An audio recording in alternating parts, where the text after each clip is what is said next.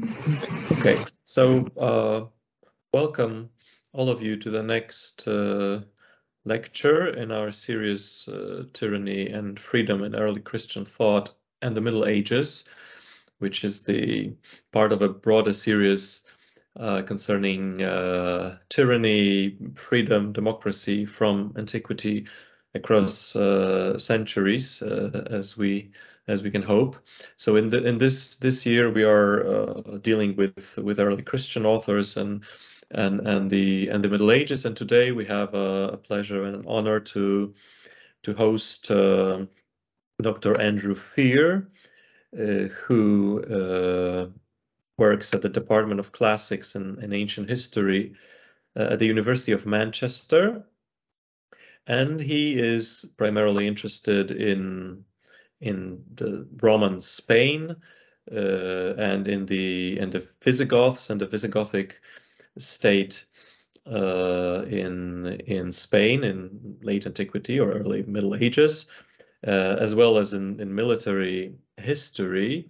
Dr. Fear published in 1996 a book on Rome and Baetica, published by the Oxford University Press, as well as a translation of a selection of lives of the Visigothic fathers. He also published on Isidore of Seville and contributed to the companion to Isidore of Seville. And today, Dr. Fear will talk about Isidore of Seville and also Gregory the Great and Hamlet's dilemma. So, Dr. Fear, the floor is yours.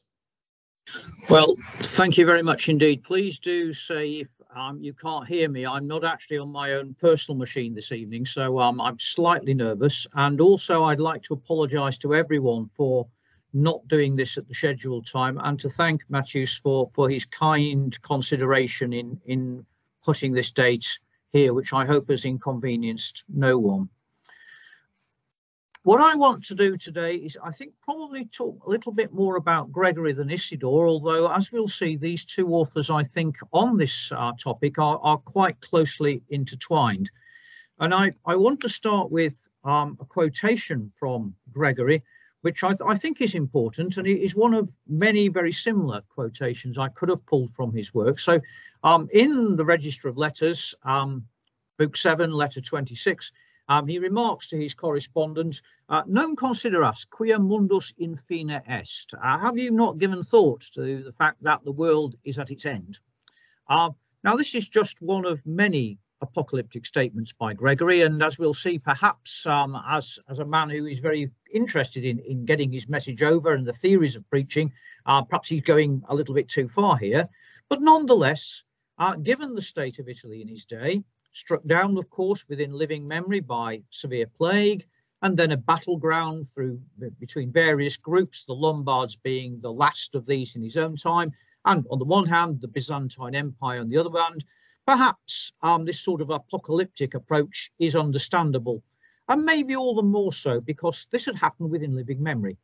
After all, the Italy of Theodoric had been a relatively peaceful place, and indeed Rome had been a relatively prosperous city. However, by Gregory's time, all of that had got rather worse. And again, if we think about his homilies to Ezekiel, here's another miserable statement. Cities have been destroyed, fields laid waste, the land reduced to a wilderness. There is not a farmer in the fields, and scarcely a dweller remains in our cities. And yet even these small remnants of mankind are being struck down daily and without pause. So perhaps in some ways, it's not hard to understand Gregory's pessimism. We should also remember that this was a period which is not particularly happy in the world, in Iberia either. The ruling Visigothic kingdom at the end of the 6th, beginning of the 7th century was far from stable. Its weakness had provoked in the mid-6th century another Byzantine invasion, and that had run alongside a sequence of wars as that kingdom struggled to consolidate itself, particularly under King Leovigild. And then, of course, there was a civil war as his elder son Hermenegild rose up against him. That may have been partially provoked by religious clashes, But nonetheless, I think instability there is really quite important. So for Gregory, seemingly the end was nigh. Again, we must be a little bit careful when he writes to King Athelbert in England. He says that not all these things will come in our times, but they will all come after our times. And I think he's thinking there not about the distant, but the near future. And arguably, I think that insecurity, that millenarian attitude to life does have a powerful impact on his approach to secular politics. Indeed, arguably, one might say that the Pope could have even regarded these troubles as not just a warning of the fragility of this world, but even as the birth pangs of something which was going to be very much better.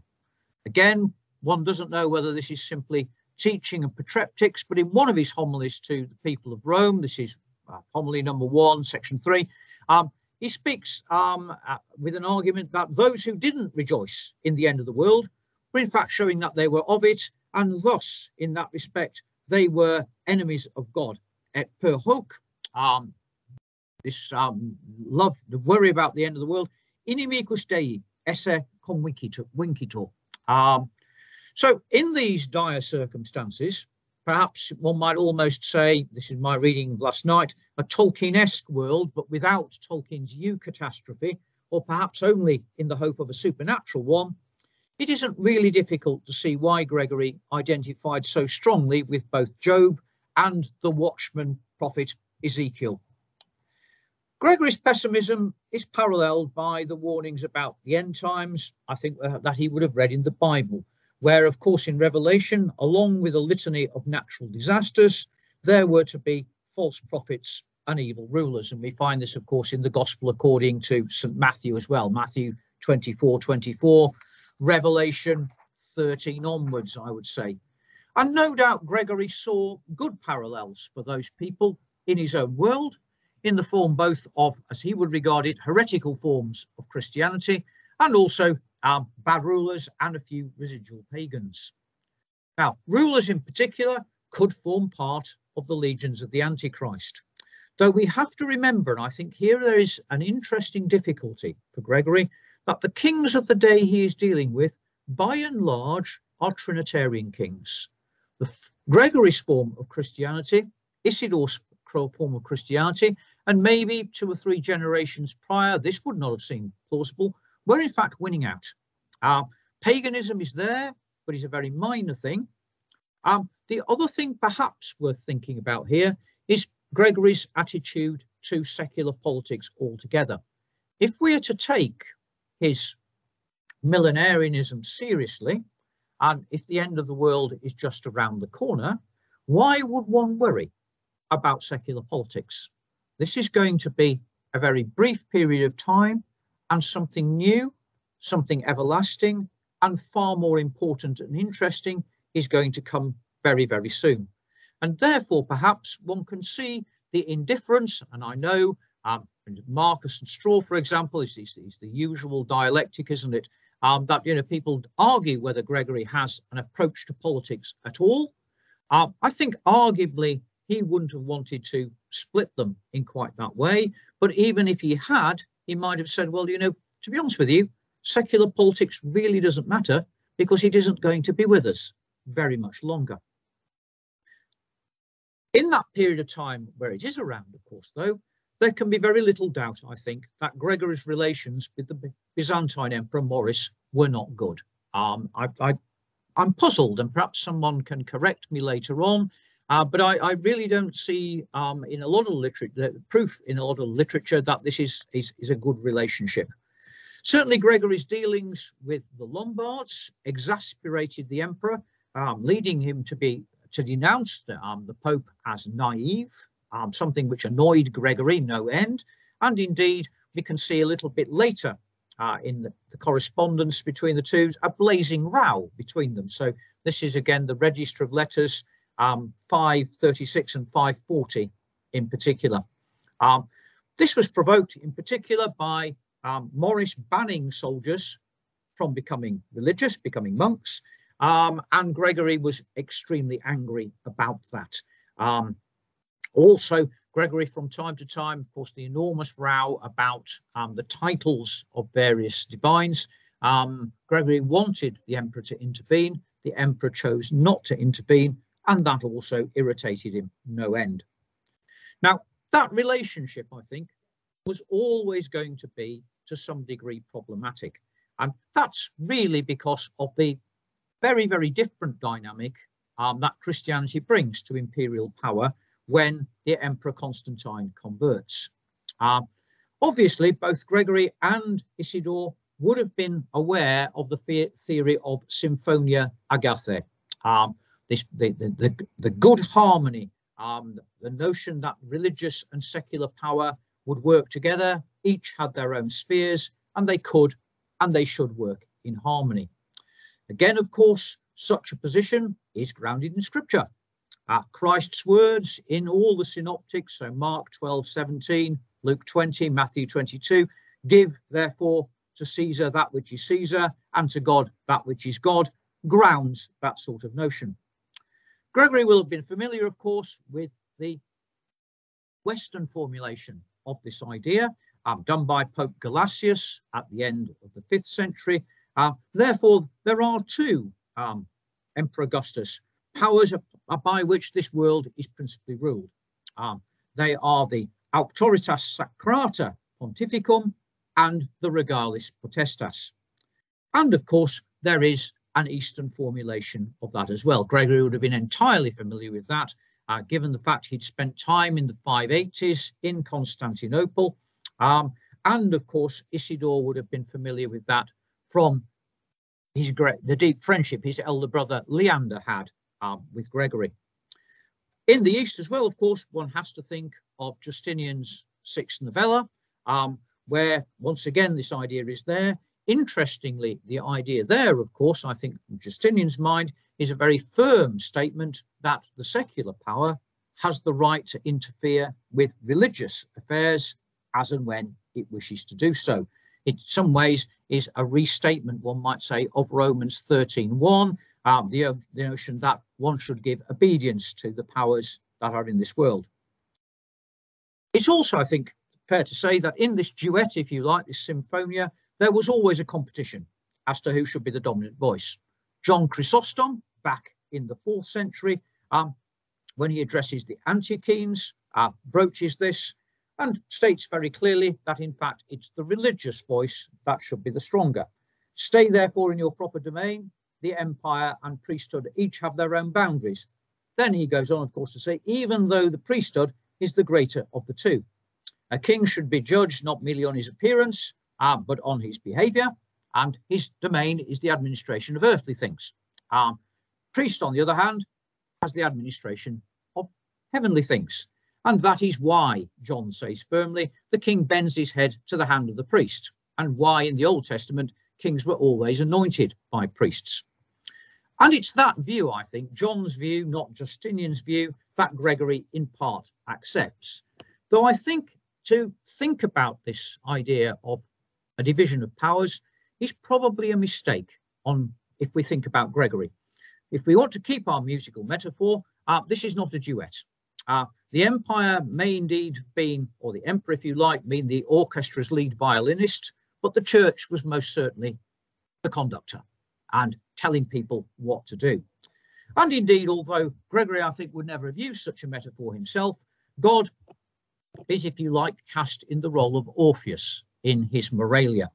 The longest treatment of secular power I think we have in Gregory's works is in the Moralia on Job, in Book 31, where he talks about the secular power in terms of the rhinoceros that pops up in Job chapter 39. The rhinoceros is the earthly power. It is something impossible to tame by man, but this is done easily, of course, by God. And as a consequence, it has been made useful to the progress of the church. Nonetheless, I think when we read Gregory, I can't help but feel that at heart, Gregory feels that the rhinoceros is both dangerous and hostile to the enterprise of the church. What he says is, what therefore is signified by the rhinoceros? The mighty of the world, or the supreme powers of the kingdoms therein, elated by their pride and foolish boasting. And he goes on to say the church was tossed about for a long while in her beginnings by the horn of this rhinoceros, and struck by it as if it was to be utterly destroyed. But through divine grace, she gained both life and strength by death. And the rhinoceros, wearied with striking, bowed down his horn. And this rhinoceros, therefore, which was before both proud and stubborn, is now bound and fastened by the bands of faith. And then the binding is not only to bind, Gregory insists, but bound to plough as well. And ploughing allegorically there is to work for the good of the church. And indeed, Gregory draws this parallel very strongly with secular powers. He says, when we see the rulers and chiefs themselves of human concerns fearing God in their actions, what else do we see but them bound with the bands, of course, of faith? And what does the rhinoceros do when he is bound to the plough? He breaks the tough clods of earth that the church is unable to do. And they are the people who resist the church. So to break down the hardness of these clods, the Holy Church, because she suffices not with her own strength, sometimes seeks the assistance of the rhinoceros, that is, of an earthly prince. And these clods, therefore, the rhinoceros crushes down with his foot, because the religion of the prince crumbles by its power, the hardness of the wicked and the powerful, which the humility of the church is unable to withstand. So there we have a dangerous thing, harnessed to God's purposes, but I would suggest deep down a rather unpleasant thing at the end of the day. Despite those comments about the church having to rely on earthly power from time to time, Gregory, in fact, is very, very eager to stress to secular rulers that they are utterly dependent upon religion for their power. As he puts it, the peace of our commonwealth, the res publica, hangs upon the peace of the universal church. And that actually includes military success. So Gregory is very quick to remind the Emperor Maurice that it's the prayers of the religious that sustain the triumphant swords of his soldiers. Maurice only succeeds because people are praying for him.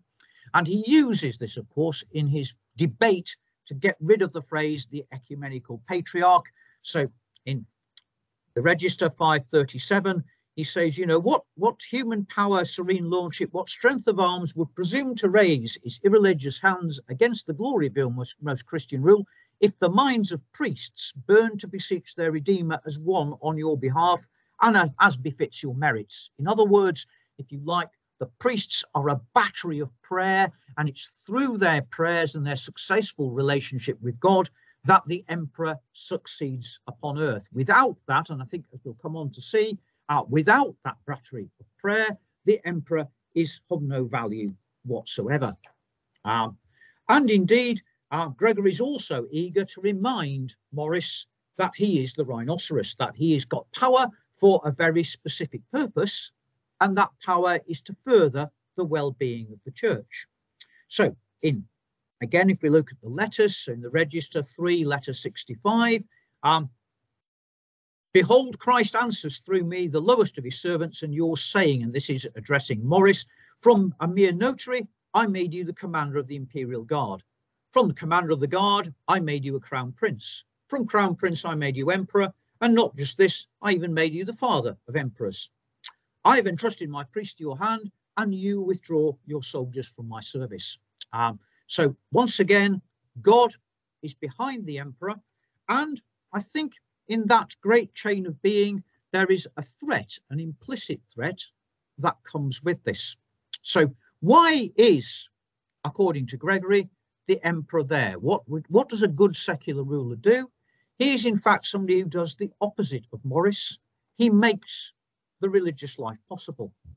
So again, same letter, for power over all men has been given from heaven to the piety of my lords, that's Maurice, for this reason, that those who seek good things, in Latin, ut qui bona appetunt, so bona possibly the good, or good things, but certainly I think the religious life may be helped, that the path to heaven, again the religious life, may lie open more widely, and then very, very firmly indeed, that the earthly kingdom be but a handmaiden to the heavenly kingdom. Again, ut terrestre regnum coelesti regno famulator, which is a pretty strong statement at the end of the day of the relationship between these two. And there is an implicit threat, I think, in that as well. And that threat, of course, is if a secular ruler chooses not to fulfill the purpose that God has given to him, his rule may come to an end. So this is again from the letters. This is Book 7 of the Register, letter number 6. Almighty God, who has made your piety to be the guardian of ecclesiastical peace, preserves you by that same faith which, through unity amongst priests, you preserve.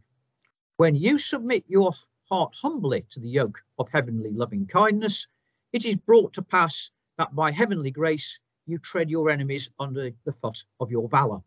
But the problem, of course, is there. That is entirely dependent, isn't it, on Morris doing what Gregory says. If Gregory removes himself, if Morris removes himself from that purpose, then perhaps victories won't come after all, and indeed bad things will start to happen. In that respect, I think, and we'll go on to see that this is perhaps the same with Isidore as well, in Gregory's eyes, a good secular ruler is little more than someone who is a facilitator for the church. He may be necessary, and again, Gregory says, valde est vita eius, the life of the emperor, mundo necessaria. So his life is very necessary for this world, but he is a necessary evil and no more. Now, that brings us, of course, to what Gregory thinks of as a bad ruler. And here we have to be rather apophatic at the end of the day. Neither Gregory nor indeed Isidore treat directly of tyranny at any great length. We have to sort of work out what they think is good to work out what they think is bad.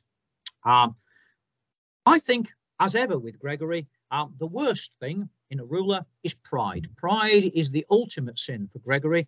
He gets very upset about it, and he would argue, I think, that a ruler who forgets that he is a facilitator and a servant and pursues, as Gregory would see, his own aims and aggrandizement is the tyrant. Outside of the rhinoceros, we do get various things in that regard. So what does Gregory think of a good ruler? A good ruler will be restrained and he will be humble. So when Gregory writes to King Childebert next door, he says, if there are any things that upset you, don't punish them without making inquiry, for you'll much more please God if you restrain your power and you don't do everything you could do. You make sure that you only do what you have to do in that regard. And writing to Brundachilda, again, of course, next door. This is Registry 9, letter 117.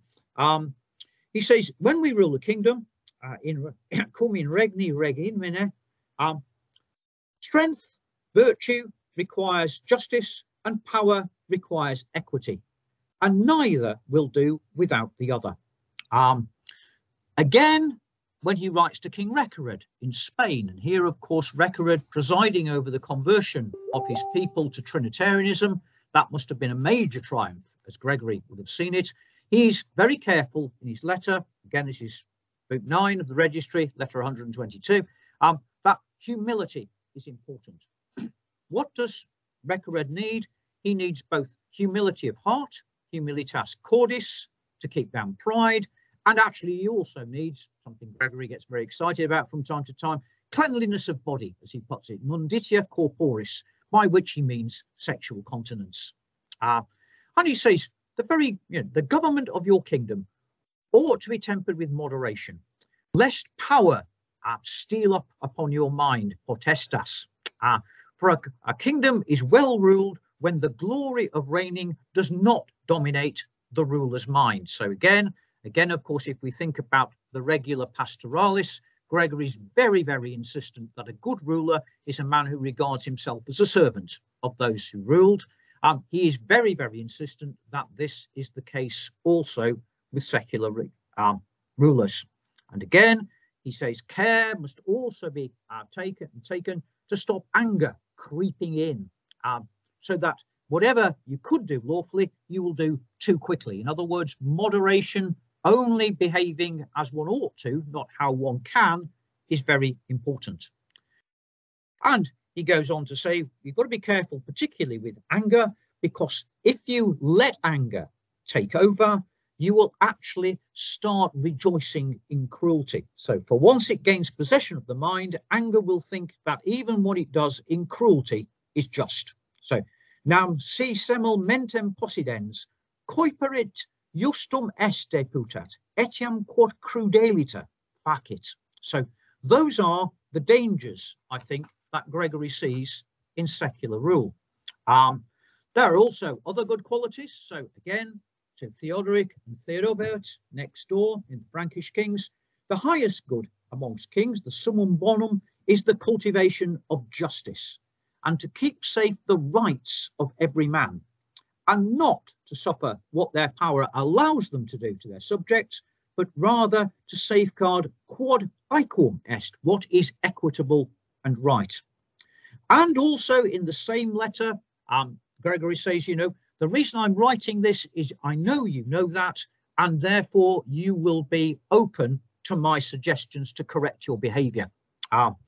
In that respect, I think when we think about these things, Gregory is added to specifically Christian concerns, things which you might say come from the classical tradition. The idea of the rule of law, famously, of course, expounded by Cicero, and also the need for what in the Principate would have been called a civilis princeps, a princeps who does not stand above other people, but actually treats them on the level. Perhaps we can see a little bit of that working out at the very beginning of the 7th century, when, of course, we have a coup. And in that coup, the Emperor Maurice is overthrown, first coup of this sort which has happened in the Eastern Empire. And Gregory, of course, writes to the man who replaces him, usurper, if that's how we want to think of him, called Phocas. Now, his correspondence with Phocas is often condemned as grotesquely fawning and buttering up a tyrant, if you like. However, I think if we look at it in another way, we can say it does outline a manifesto, albeit perhaps we could have liked a little bit more detail about what a good ruler is, and therefore, by reflection, what a tyrant is. What we don't have to do here, although I'm sure everyone here is aware of this, is think about Martin's views on these letters, which see them as shot full of innuendo and dislike of Phocas.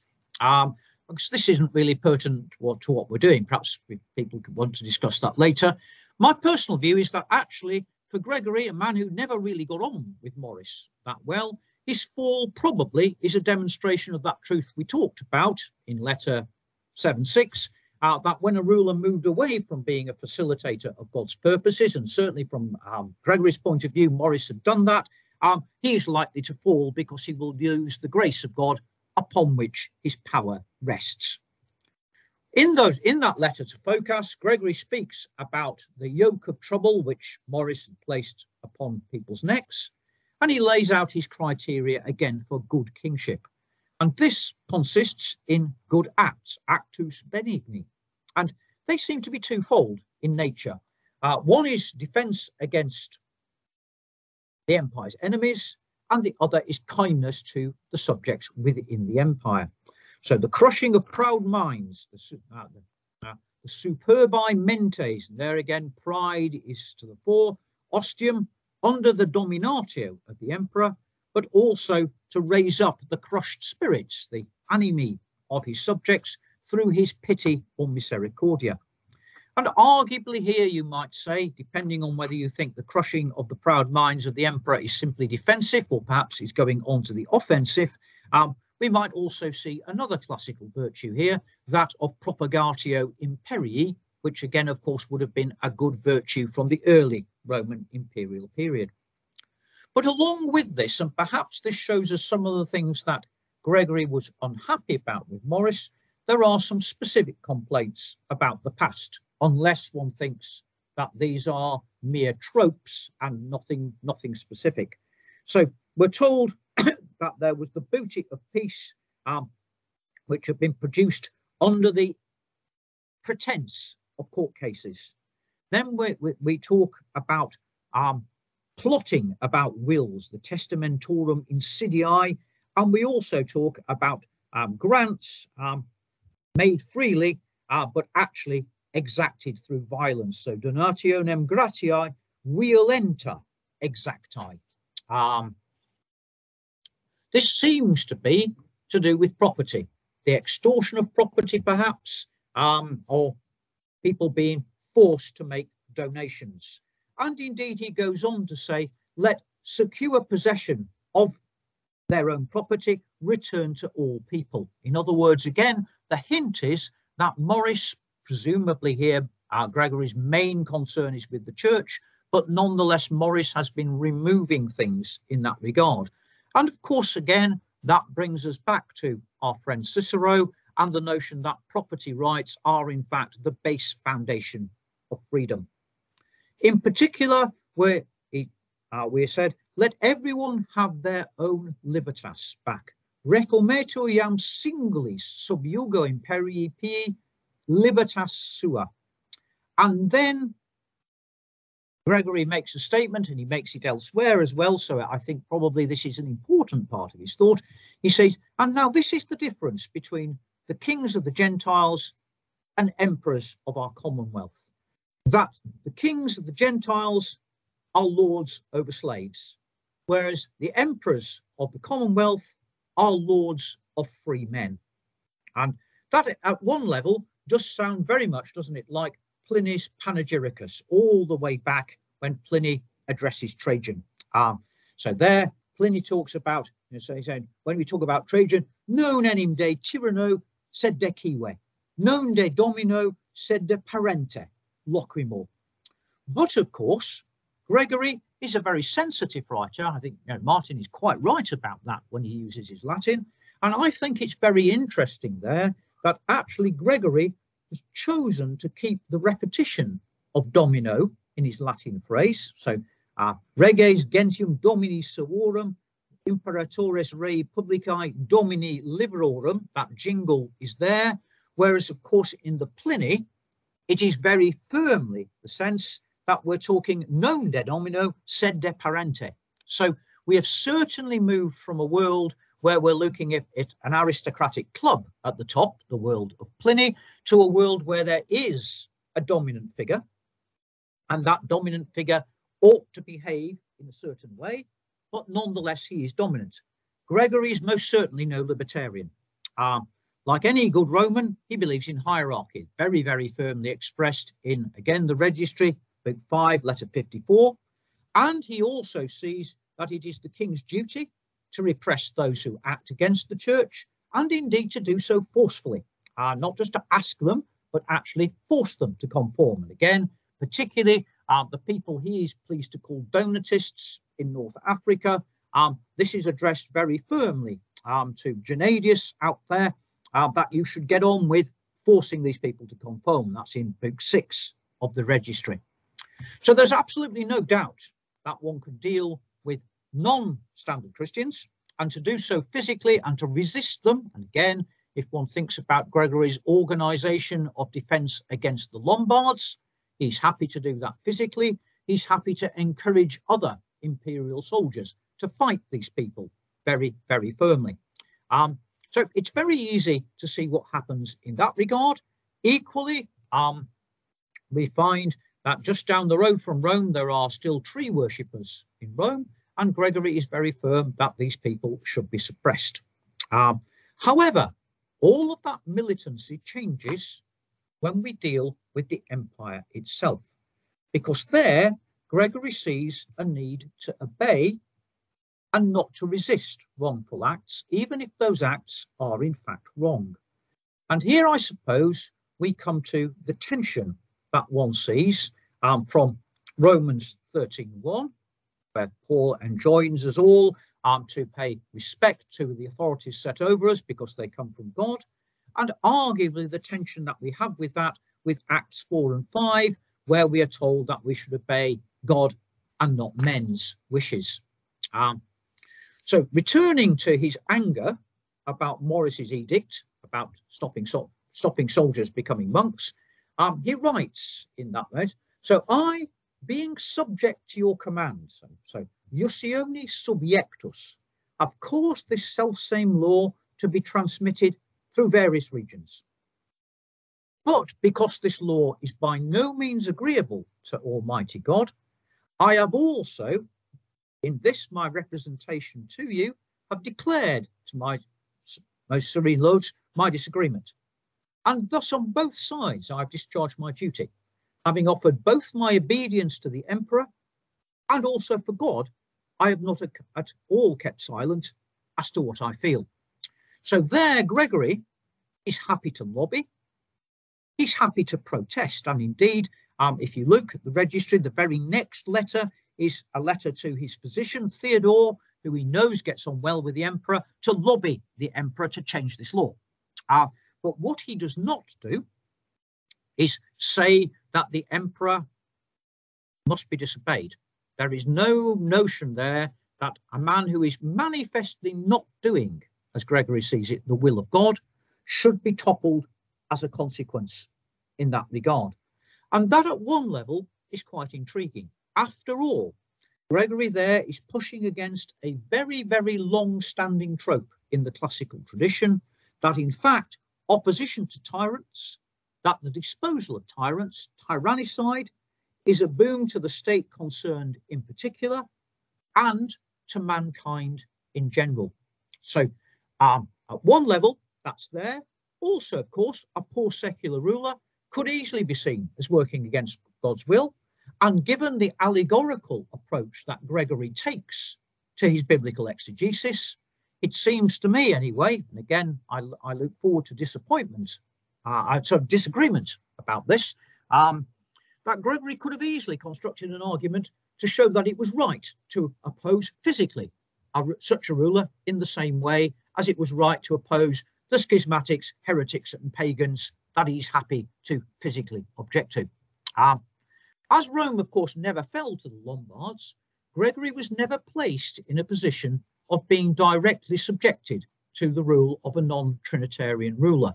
And I'm not going to say that's a shame. I'm certainly sure it wasn't a shame for Gregory, but it would have been intriguing to know whether his attitude to obedience would have changed at that point. Is it the fact that the ruler, although wrong, is still on the right side, so to speak, that makes the difference? Gregory, of course, takes the view that one should endure, and indeed more than that, he takes the view that bad rule, in fact, is divine punishment for the bad behaviour of the ruled. Like, this is the notion of the tyrant as the flagellum Dei, the punishment that is deserved by people. Again, if we think about the regular pastoralis, what he says there is very clear in this respect. When we offend against those who are set over us, we go against the ordinance of him who set them over us. And then, for good measure, he gives a little biblical quotation to back up his point of view. So Moses too, when he became aware that the people complained against him and Aaron, said, "For what are we? Your murmurings are not against us, but they're against the Lord." And in the Moralia, this is a constant theme. So the tyrant is there as part of God's plan. The Antichrist rules over the ungodly, not from the injustice of the judge, but from the sin of he who suffers. Let no one who suffers such a ruler blame him whom he has to endure, because he's being subject to the power of a wicked ruler is doubtless of his own deserts. Let him therefore rather blame the faults of his own evil doings than the injustice of his ruler. And once again, Gregory rolls out some scripture to back up his point of view, this time from Hosea, for it is written, "I will give thee kings in mine anger." And that anger, of course, is God's anger against a sinning people. And Gregory goes on to say that actually, you know, sometimes rather than it being a bad ruler who oppresses the people, arguably rulers are distorted by the people who they have to rule. So frequently, he says, the characters of rulers are assigned according to the deserts of their subjects, and that the conduct of rulers is so ordered with reference to the characters of their subject that frequently the conduct of even a good shepherd becomes sinful. And why? Because of the wickedness of his flock. So it is certain that the deserts of rulers and their peoples are mutually connected, and that frequently the conduct of people is made worse from the faults of their pastors, and the conduct of their pastors in turn is changed according to the deserts of their people. And that's in the Moralia, that's Moralia 25, big chapter 16, or little chapter 35. And those, of course, I think to some degree, are Gregory's concerns with Recared, that Recared's rule will go down either through pride of his own or because the Goths are going to corrupt him. So what does one do about this? Well, for Gregory, it is God and not mortals who are there to judge rulers. As again he says in book 25 of the Moralia, rulers have their own judge. Subjects must be very careful not to judge rashly the conduct of their rulers.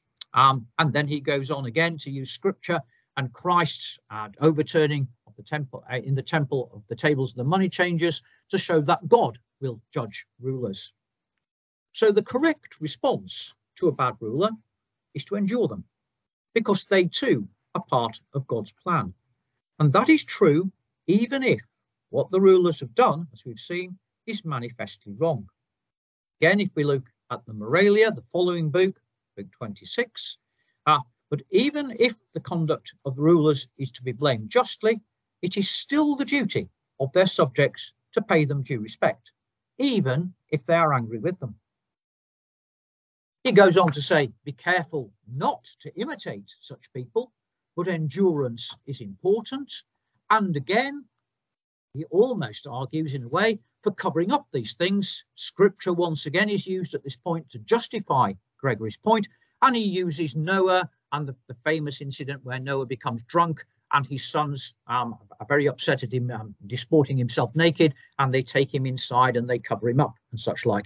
And that's exactly what Gregory says is the correct attitude of someone suffering from tyranny, that you endure it and you try to stop these things happening. In England, we have a saying in the army that you salute the uniform and not the person in the uniform. That, I think, is very strongly Gregory's message at this point. So why does Gregory take that point of view? Well, I think it's fair to say this must be a sincere point of view, because his allegorical approach to scripture is such that he could have constructed a different one of resistance, had he wished to do so. Well, one perhaps could think about Gregory's own millenarian tendencies here. The end of the world is nigh. And in that respect, arguably, of course, it is quite possible to say, well, in that respect, tyranny doesn't matter so much. This world will end. There will be a second coming. And at that point, Gregory is also very firm that tyrants will get their comeuppance from God, that is just around the corner. Our suffering will be short. Moreover, arguably, that suffering will have a lesson to learn. We can introspect upon ourselves. We will discover our sinfulness. We will lose some of our pride by being subjected to the attentions of a tyrant. There is no question of the tyrant being unpunished. And indeed, of course, Gregory's dialogues have many stories of secular rulers who offend against God by attacking holy men and such like. None of those holy men are active in their resistance, very often quite the reverse, but normally in those stories, those rulers get their comeuppance. So leave it to God is the answer that Gregory gives us. Perhaps I'm being too cynical, and maybe this is something else that could be discussed, I don't know, that we could say that is there a pragmatic aspect to all of this? Gregory lived in a pretty lawless world, and perhaps he thought, having seen anarchy at first hand, obedience to a bad regime was better than having no regime at all. If you wanted to be very cynical, you might want to say that actually this, of course, is a position, the one that Gregory is taking, which helps himself, because he is the de facto ruler of Rome, and constructing an argument whereby one says you should just obey your rulers and put up with things actually doesn't do him any harm at all. But I think that will be rather too harsh. It pushes against all of Gregory's teachings, and I wouldn't, I think, want to go that far. Let's have a look more briefly at Isidore. Isidore lived in a much more stable world, I think, than Gregory, although one which was by no means without its problems. We forget sometimes, I think, the instability of the workings of the Visigothic kingdom, even after Recared has converted to Trinitarianism. Like Gregory, Isidore, perhaps even more strongly, and these views come mainly in the Sententii, the third book of the Sententii of Isidore, firmly believed that the church should be the ruling force in society. And if anything, he's stronger in his views that kings are nothing but a necessary evil. So the need for the law itself is only a product of the fall of mankind. If we lived in a state of grace, we wouldn't need any laws. And this is set forward very firmly, actually in the etymologies in book 5 and also in the Sententii. In the etymologies, Isidore coheres with Gregory's views. That's not really surprising because Gregory's work was in great demand in Spain. Kings are distinguished by restraint and moderation. Modestus et temperatus is the words that Isidore uses, whereas tyrants are cruel, self-centered and impious. So crudelis, imitis and impius are the words that are there. So Isidore says, when he starts talking about how we do differentiae amongst words, if you ask what's the difference between a king and a tyrant, we say a king is restrained and temperate, but a tyrant is cruel. And going on a little bit further, Isidore says, you know, once there was no difference between kings and tyrants, but in these more recent days, the term is used, in fact, only for reges, pessimos, and improbos, the worst of kings. And they go in for the desire for an extravagant reign and exercise a very cruel reign upon their people. So greed is there, physical cruelty is there. But perhaps most importantly for Isidore, Isidore, of course, very interested in words, draws rex, king, from recte, rightly. And he says the title of king is held by acting rightly. Of course, I don't know if Polish can do this, but English can't do the wordplay. So we have rex, of course, and recte. The words sound very, very similar. And is lost by sinning. Whence amongst the ancients came this proverb? You shall be king if you rule rightly. If you do not, you will not. And then with a nod to Gregory, Isidore says the two key virtues of king are justice and piety. But piety is much nicer because justice is and of itself severus. You can't be just without being severe. But where does this old proverb come from? Well, it comes from Horace in the first instance. But Isidore, I think, has misread it, or deliberately misread it, because what the little thing in Horace's epistle says, and we're told this is a school children's chant, you will be a king if you act well. In other words, success is predicated upon good behaviour. And I don't think that is what Isidore is saying here at all. He's saying that the nature of kingship is behaving well. You won't become a king if you behave well, but you have to behave well if you're a king. That we can trace it back a little bit further. It may even have been parodied by Julius Caesar's troops, but the Isidorian reading of that becomes very, very important in the Middle Ages. So Pseudo-Cyprian's on the 12 abuses of our age, written probably about the same time in the 7th century, latches onto this. This is abuse number 9. And if I think about my own country's history, it's even trolled out the trial of King Charles I as a justification for why we can remove and indeed execute this tyrant king. I don't think that Isidore would have liked that very much. He certainly insisted that kings should be bound by religion, and indeed, once again, like Gregory, that they should use their powers to punish transgressors. He's perhaps even more pessimistic than Gregory about the possibilities that kings will naturally become corrupt. He says, you know, there are no judges over kings. People can be made to behave well because there are judges setting over them, but actually kings have nothing other than the fear of God and that of hell to coerce them, and therefore freely they fling themselves headlong into corruption. He, of course, uses the threat of divine vengeance, like Gregory there. Like Gregory, he also says it is the duty of the clergy to speak out when they see these abuses.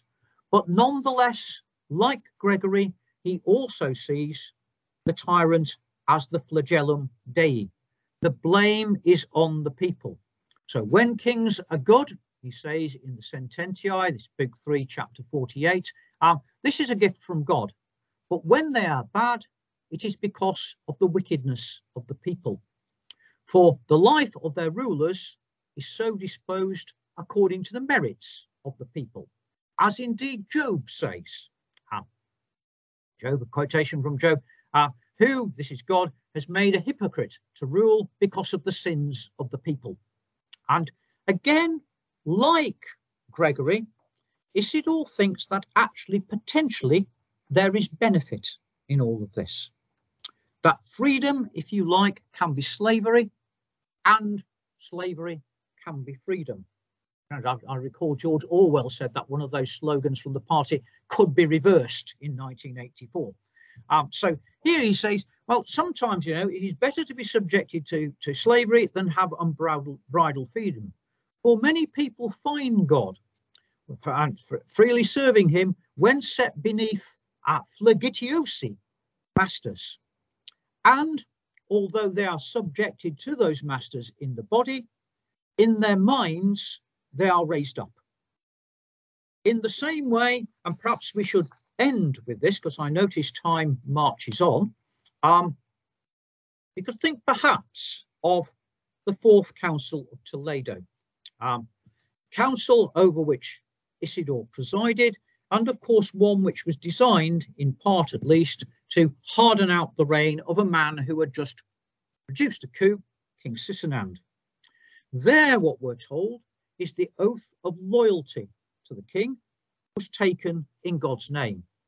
And thus rebellion against the king is to break your oath taken in the name of God, and is an act of sacrilege. Indeed, the canon goes on very firmly to say that those who behave in this way are like Judas, and thus subject to anathema and excommunication.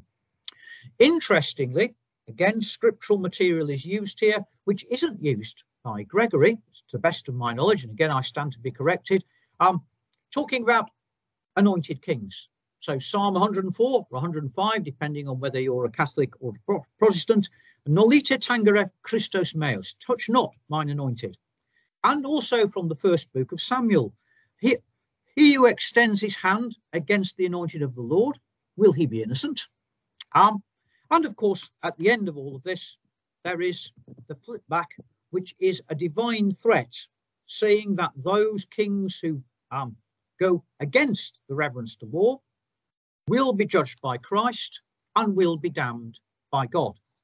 But at no point is there any exercise there of actual physical activity.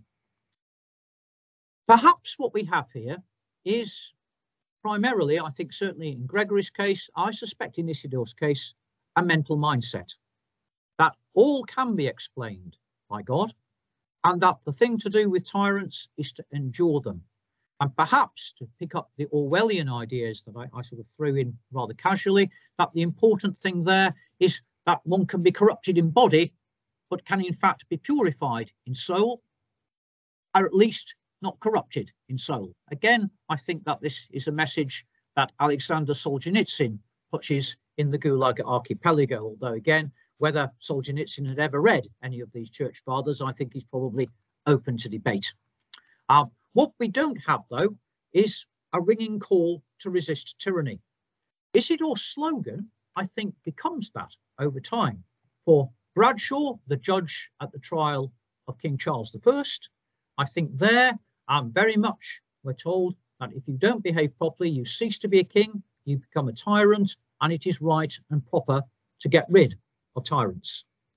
But for Gregory and for Isidore, actually that's not the right thing. Tyrants are strangely ordained by God. It is for us to understand why that has happened and actually to see why, perhaps, in fact, it could be for our own good. Now, I hope that that's not gone over time. I think an hour is what I was asked to speak for. I've just about done that. So thank you very much for your forbearance, and I hope some of that has been of some interest. Thank you. Thank you very much for this excellent lecture, and I hope we can have a discussion on all sorts of things that you mentioned in your lecture. Okay, so does anyone want to ask a question or make a remark? Please be as rude as you like. I am like the rhinoceros. I have a very thick skin. Yeah, there are, well, others are thinking about possible questions. I must say I was very much interested in the image of the rhinoceros and I'm speaking from a more classical perspective and a philosophical one. Of course, what it brings to mind is Plato and his use of the animal as the animal or the beast as a sort of a symbol or allegory in his Republic, right? So, of course, the appetitive soul is compared by him to a kind of an animal, and the tyrant is associated with, well, actually with a werewolf or with a cruel wolf rather than a rhinoceros. But I think the idea which we find in Gregory, so there is this irrational, violent, powerful animal which either can be tamed and then utilized in a way, or rendered innocuous at least, or it can be this violent, dangerous animal power.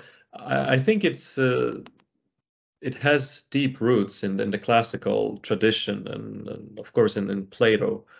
I don't know if you would agree with such a. No, I would agree entirely. I mean, and it's very heartening to know that that you have these thoughts, because that was immediately my thought when I started reading this. That, you know, at the back of this is the Platonic idea, whereby rationality must dominate other things, harness them in a useful sort of way.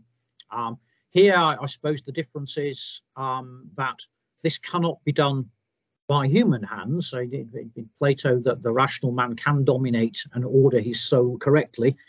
Here it is God's grace which comes down and does this. And indeed, for Gregory, this is the proof of the power of God. You know, he says that, you know, no man could tame the rhinoceros. It's an absolutely awful thing, but actually God can do it easily because he is God. And at that point, the rhino works in God's service. It's bound by bands, and again, I think that idea is an interesting one. But I don't know if people would agree or disagree with me, but I always get the sense when I read that passage of the Moralia that Gregory is always a little suspicious. You know, that although the rhinoceros is sort of pushed in the right direction, it could all go horribly wrong. Yes, and what you also emphasize is that the rhinoceros can be also turned against the people. I mean, the tyrant could be unleashed by God to punish the sins of the people. So it's I think the general idea is that, if we might extrapolate in that way, is that the earthly power or political power is this really powerful, violent force, something like this, and the whole point is that Gregory seems to ask this open question whether it can be tamed at all, by whom, is it for good, is it for bad? I think it's sort of a universal question that you can find in classical Greece and then throughout the Roman period, and so probably there might be some continuity in thinking about the political power in terms of moral law or religion and justice and things like that. No, I think that's very much right. I mean, Gregory is, despite his aggressive attacks on pagan learning, he's clearly a very well-read man. And, you know, I find it, again, hard not to see bits of Cicero flash out of him from time to time. I mean, Jerome, I think, is not the only Christian Ciceronian in that sense. So in the letter, for example, where he's talking about the ecumenical patriarch and what's going on, so he says, you know, if these priests actually got round to praying properly, you would have much more success. And, you know, he says, I am compelled to exclaim, what times, O tempora, what immorality.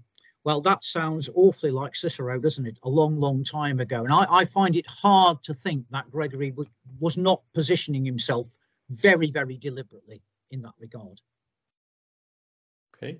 We have a question from Professor Elżbieta Wesołowska.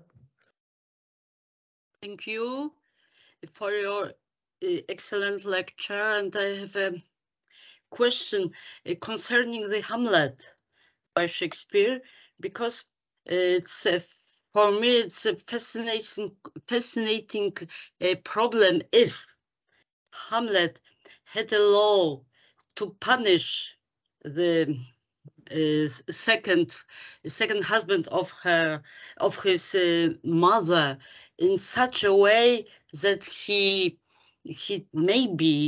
tried to how to say it, to take off the possibility of the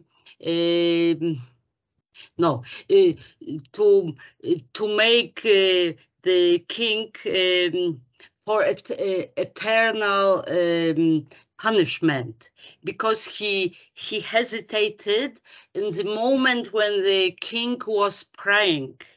He wasn't sure if it's a good moment to kill him, because maybe he might to obtain the excusation. So is it the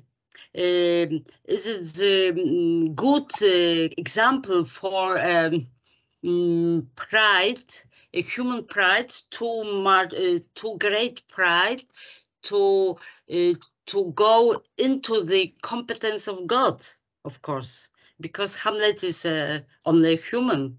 Yes. How do you think of this problem?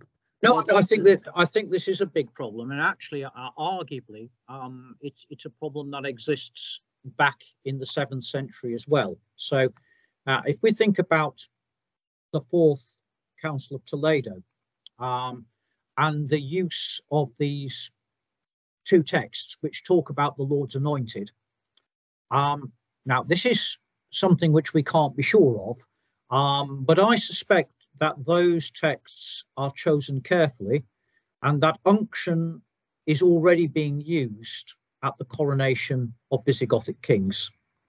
At that point, of course, if the king, even if you think he's a tyrant, is the Lord's anointed, you are, as you quite rightly say, as a human, setting yourself up in judgment and saying, I know better than God.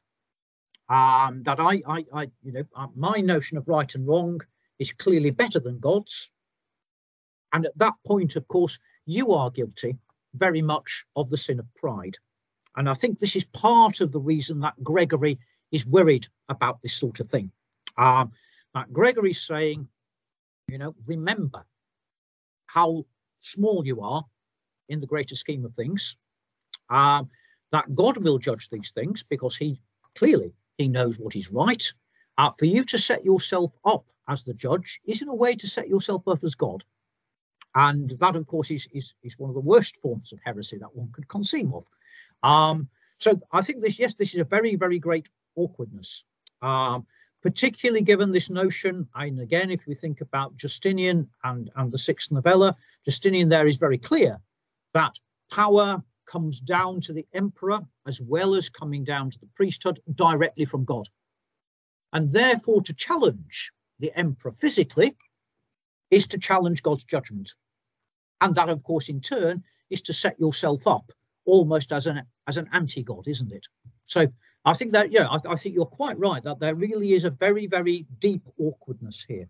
And maybe that explains why Gregory is, very, very happy for people to use force against non-Trinitarian Christians, the Arian Lombards, against pagans, because manifestly they can't be part of God's plan. But when one thinks about the emperor, or in Visigothic Spain, when thinks about an anointed king, then things become a little bit different and a little bit more difficult.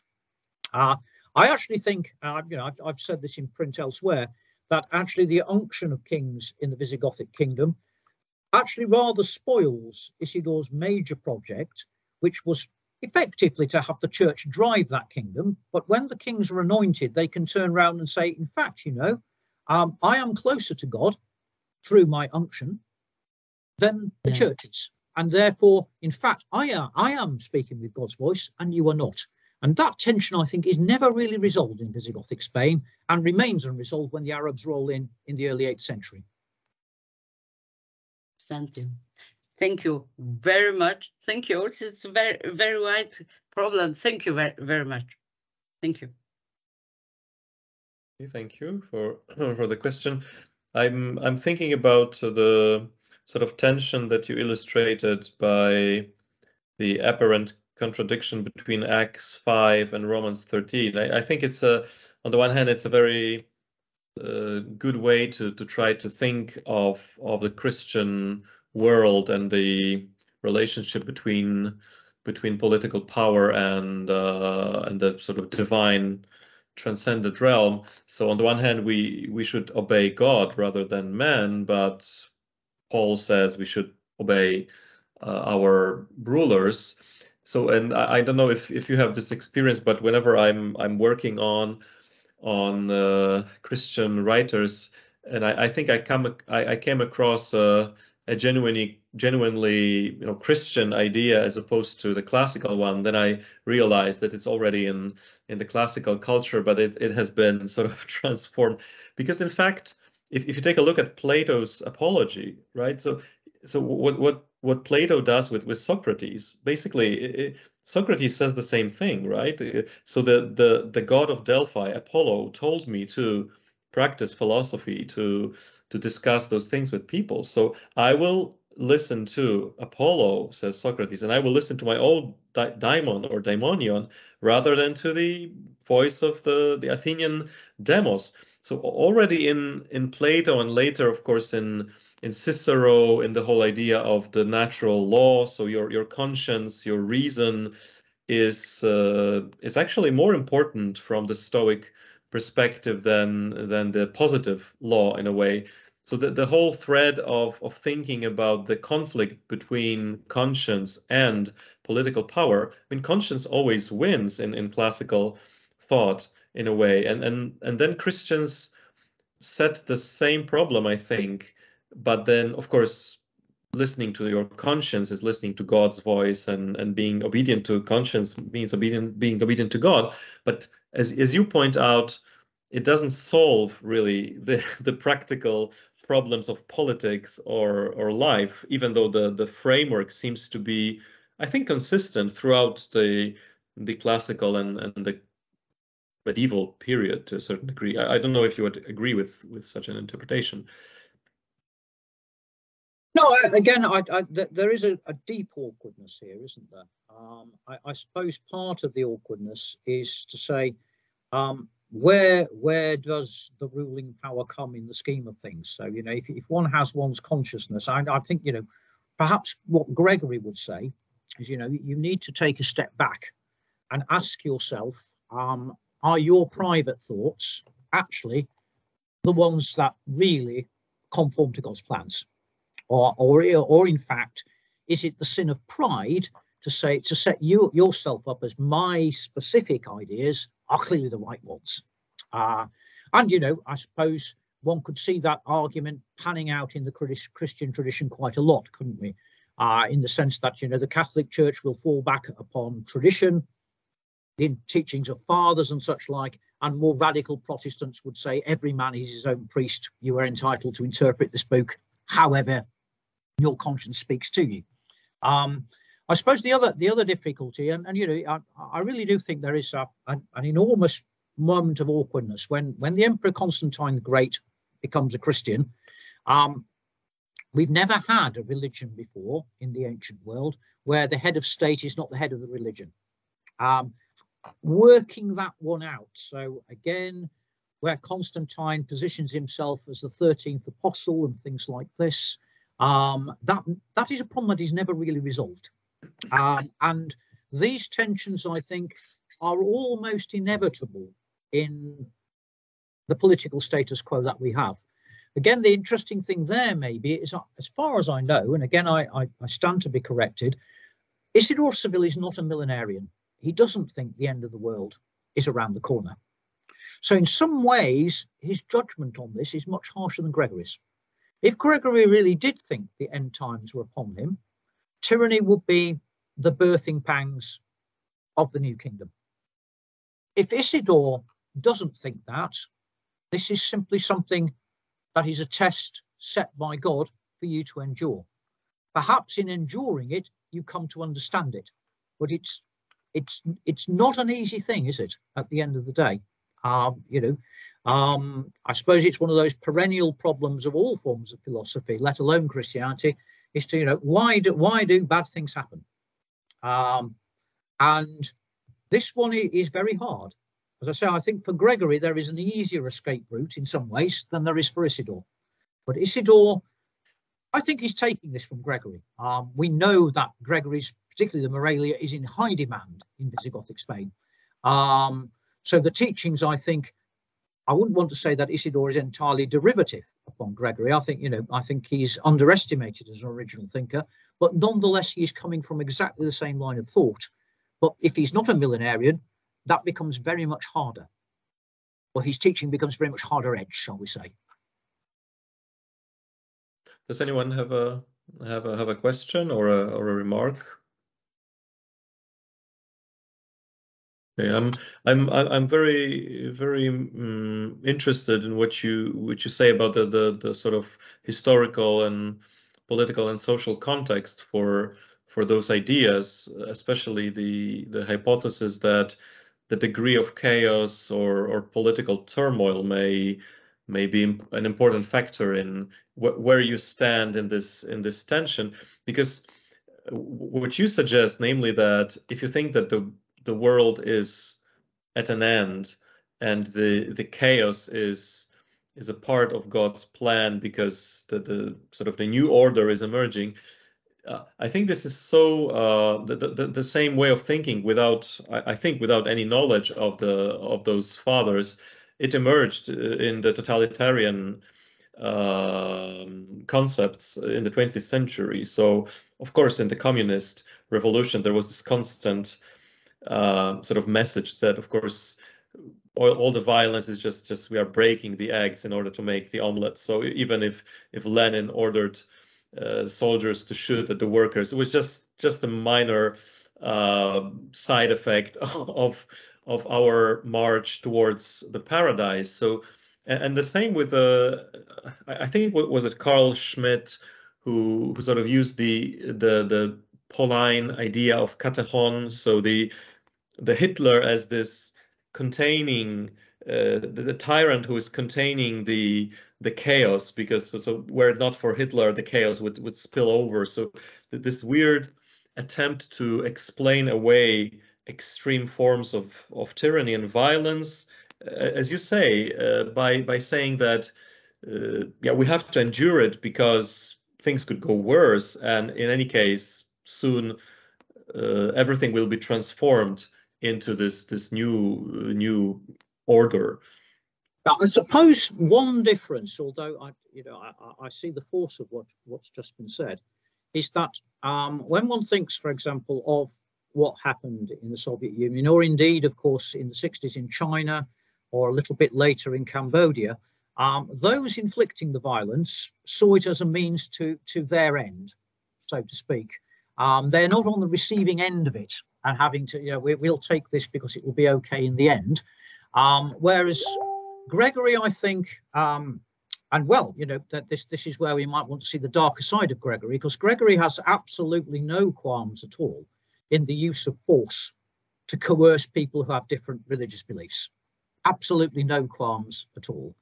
And indeed, when he talks to Gennadius, he says, you should go out and you should crush these Donatists, and you should crush them with the sword.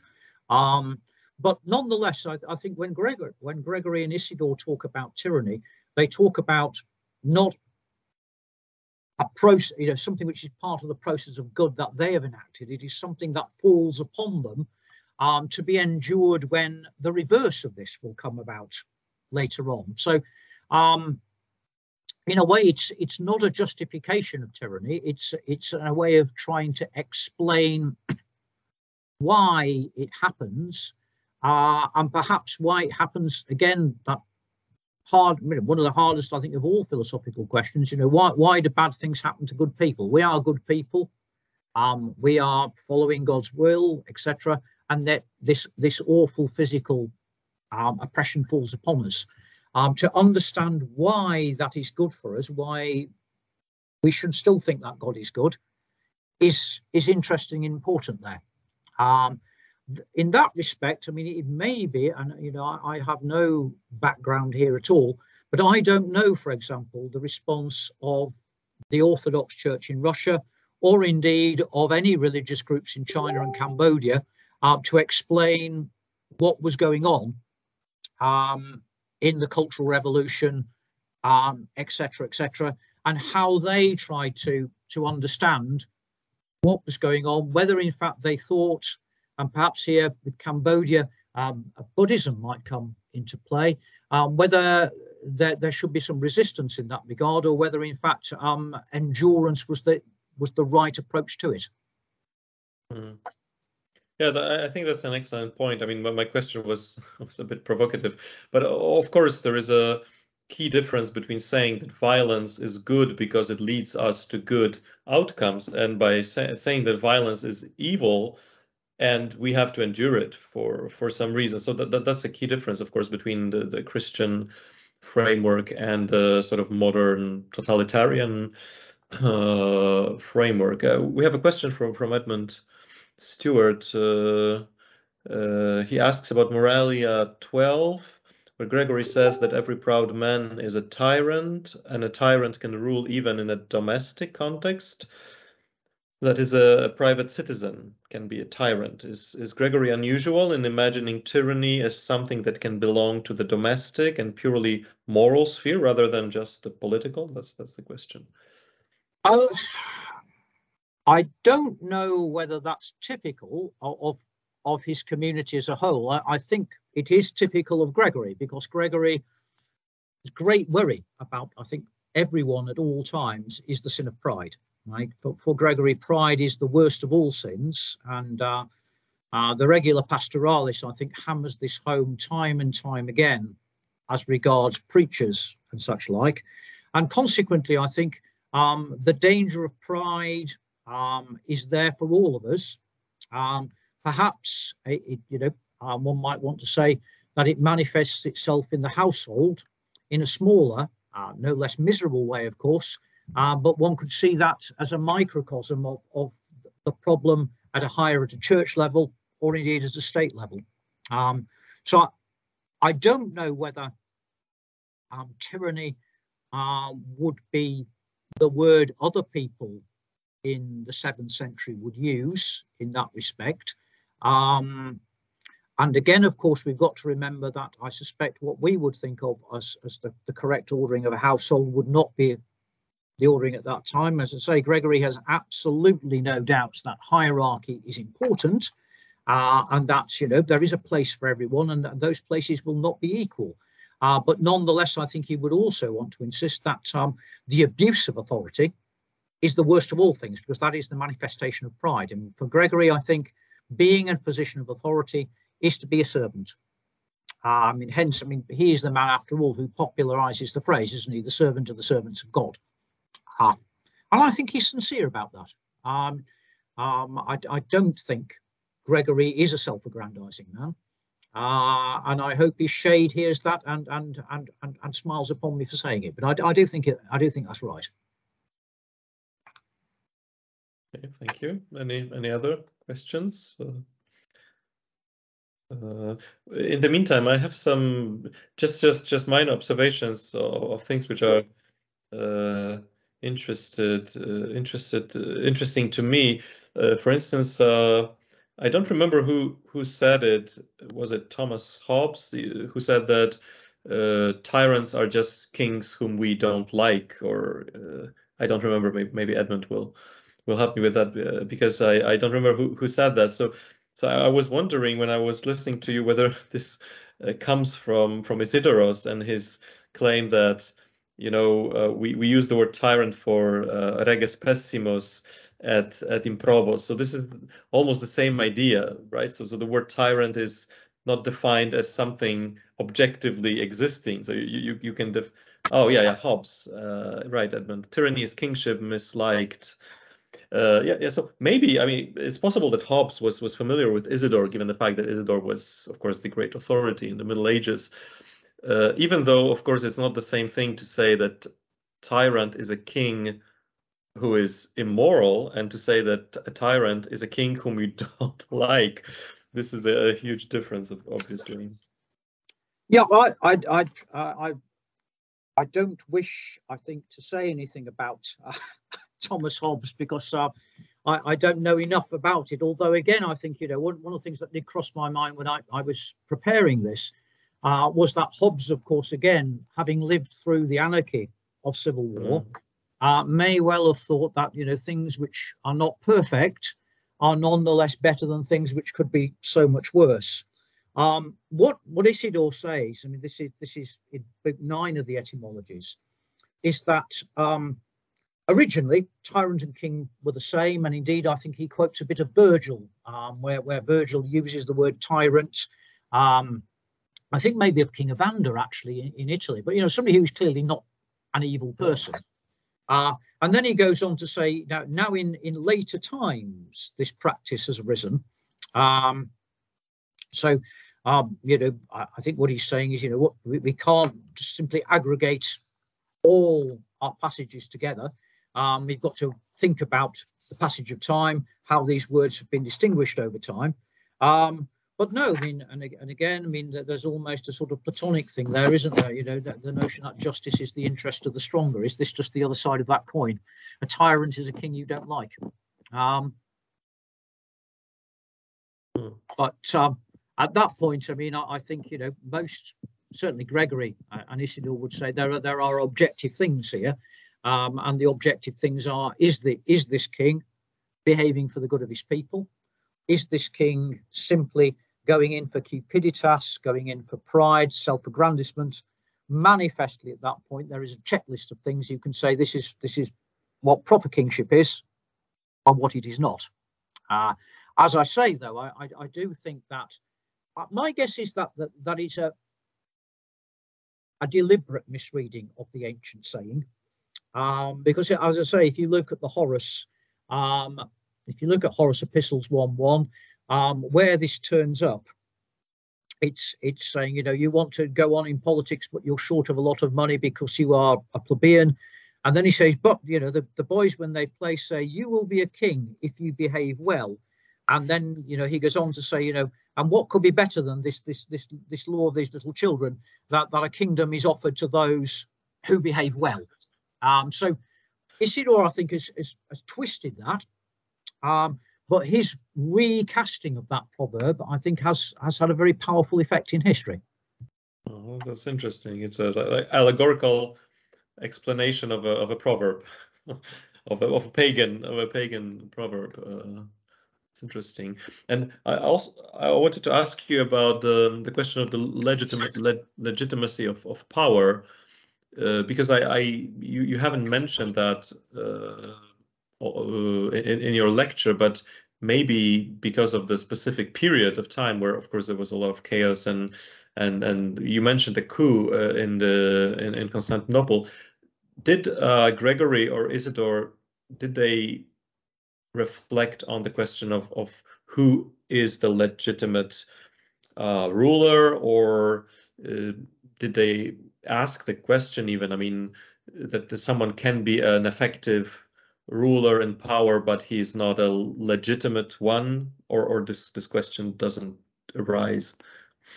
I don't think it arises in the Visigothic kingdom. I mean, one of the things that for Toledo is interesting about is that it seems to me, when one reads the canons, that King Sisinand is angling for a blood succession. That, you know, that his sons will be the kings after him and so forth, and the council draws back from that and says, actually, no, the next king will be the person elected by we bishops and the secular nobility. And in that respect, I think, what I think probably the Byzantines, and again, you know, this is something where I'm happy to be told I'm just wrong, but the notion of an actual lineal descent is not there. Maybe we get this idea that God appoints people. So with unction coming in, I think, in the Visigothic kingdom, that is, if you like, a fons juris. But otherwise, I think the touchstone is, I mean, what Isidore certainly wants to say, isn't it, is that actually the touchstone of being a king is how you behave. And that, I think, you know, if one looks at this, and I don't think Isidore had any knowledge of John Chrysostom at all, but this is what John Chrysostom is saying when he says to the anti-kings, we don't judge kings by the fact they dress up as kings, we judge kings by their deeds, and if they're not good deeds, they're not proper kings. Oh, that's interesting. So legitimacy is connected to the moral character, not to the source of the power or the sort of legalistic issues, primarily. Yeah. Okay, thank you very much again, Dr. Fear, for this interesting lecture, and yeah, and thank you for... If I may say thank you very much, so both for your forbearance and the original invitation.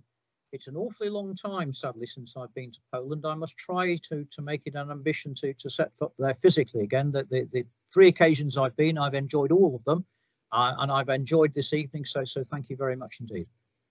Thank you very much once more, and yeah, and see you, and have a good evening, all of you. So goodbye.